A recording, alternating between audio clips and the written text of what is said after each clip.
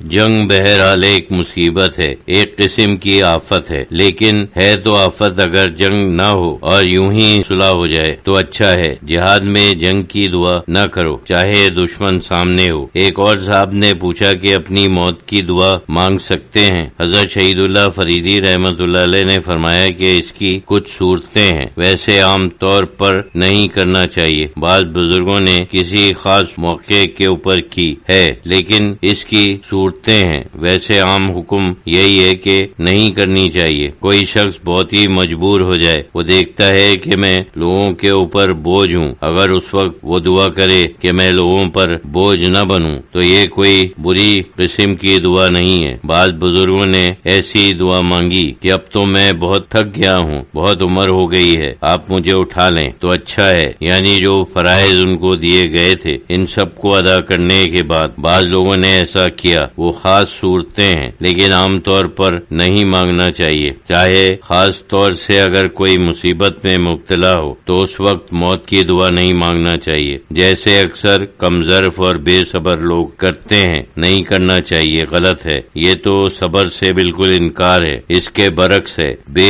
صبری ہے۔ جو لوگ مانگتے ہیں وہ دوسرے موقعوں پر مانگتے ہیں، کسی مصیبت کی وجہ سے نہیں۔ حضور صلی اللہ علیہ وسلم نے فرمایا ہے کہ دنیا مومن کے لیے ایک قید خانہ ہے اور کافر کے لیے جنت ہے۔ جب مومن کے لیے ایک قید خانہ ہے تو دعا کرنا کہ میں قید خانے سے نکلوں کوئی بری دعا نہیں ہے۔ شرط یہ ہے کہ کوئی سمجھے کہ یہ قید خانہ ہے، یہ نہیں کہ ایسے ہی زبانی کہتے ہیں۔ دنیا کو قید خانہ سمجھنا کوئی معمولی کام نہیں ہے۔ مومن اور کافر دونوں میں دونوں قسم کے لوگ ہیں، کچھ قید خانہ سمجھتے ہیں، کچھ جنت سمجھتے ہیں۔ پوری طرح سے قید خانہ سمجھنا تو بڑا مقام ہے۔ قریبی ایک مکان میں مجلس ہو رہی تھی جس میں لاؤڈ اسپیکر استعمال ہو رہا تھا، وہ کافی بلند تھا۔ اس سلسلے میں حضرت شہید اللہ فریدی رحمۃ اللہ علیہ نے فرمایا کہ میرا خیال ہے کہ یہ ہارن قسم کے لاؤڈ اسپیکر ہوتے ہیں وہ بند ہونے چاہیے، بالکل بین ہونے چاہیے۔ انٹرنل اسپیکر کی اجازت ہونی چاہیے، باقی بالکل بین ہونا چاہیے۔ سوائے اذان کے صرف اذان ہی ایک چیز ہے جس کے لیے ہم کہہ سکتے ہیں کہ اس کا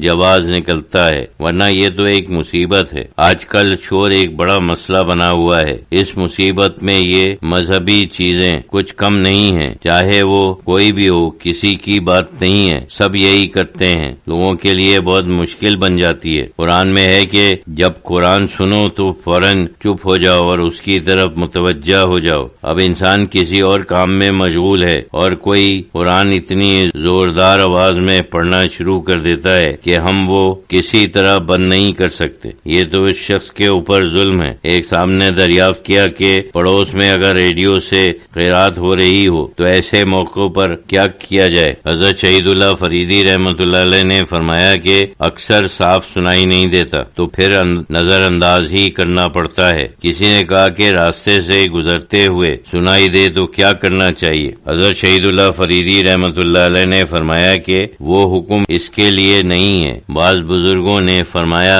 ہے کہ جس مجلس میں انسان کو ہونا چاہیے یہ سجدے کی تلاوت کے سلسلے میں آتا ہے۔ میرا خیال ہے کہ حضرت عثمان غنی رضی اللہ تعالیٰ عنہ کے سلسلے میں یہ بات آئی ہے۔ ایک دفعہ کسی مجلس کے پاس سے گزر رہے تھے، وہ لوگ قرآن شریف پڑھ رہے تھے، کسی نے سجدے کی آیت پڑھی، آپ نے سجدہ نہیں کیا، کسی نے ملامت کی، آپ نے سجدہ کیوں نہیں کیا؟ تو آپ نے فرمایا ہے کہ وہ تو ان لوگوں کے لیے ہے کہ جو مجلس میں ہیں، وہ گزرنے والوں کے لیے نہیں ہے۔ اسی طرح ہم سمجھ سکتے ہیں اگر قرات مسلسل ہو رہی ہو اور صاف سنائی دے رہی ہو تو بہت مشکل ہے، نہیں پڑھنا چاہیے، ادب ہونا چاہیے۔ ایک صاحب نے کہا کہ جمعے کی نماز کے بعد کئی مسجدوں میں صلاۃ و سلام پڑھتے ہیں، کیا اسے چھوڑ کر جا سکتے ہیں یا کھڑے ہو جانا چاہیے؟ حضرت شہید اللہ فریدی رحمۃ اللہ علیہ نے فرمایا کہ جا سکتے ہیں، مرضی کی بات ہے، اگر شریک ہونا چاہے تو شریک ہو جائے، کوئی فرض نہیں ہے، فرض تو صرف فرض نماز ہے، باقی کوئی فرض نہیں۔ ادب کا تقاضا یہی ہے کہ اس کے شروع ہونے سے پہلے نکلیں، کیونکہ جب ایک چیز شروع ہو جائے اور پھر نکلیں تو کچھ اچھا معلوم نہیں ہوتا۔ یہ ادب کے نقطہ نظر سے ہے، شریعت کے نقطہ نظر سے نہیں۔ اگر انسان پڑھنا نہیں چاہتا تو اس کے شروع ہونے سے پہلے نکلے۔ بعض دفعہ کسی کو کوئی کام ہے یا کسی اور وجہ وجہ سے شریک نہیں ہونا چاہتا، یا ان کا کوئی معمول ہے، مثلا کوئی وظیفہ پڑھتے ہیں